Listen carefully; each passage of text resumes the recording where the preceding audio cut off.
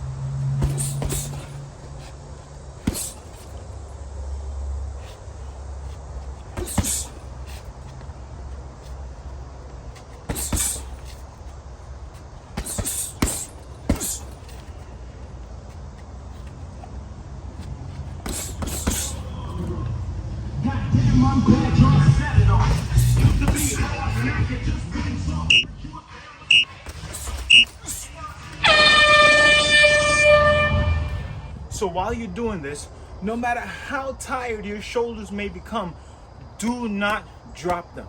Because that pretty much means in a fight, when you get tired, you're gonna drop your arms.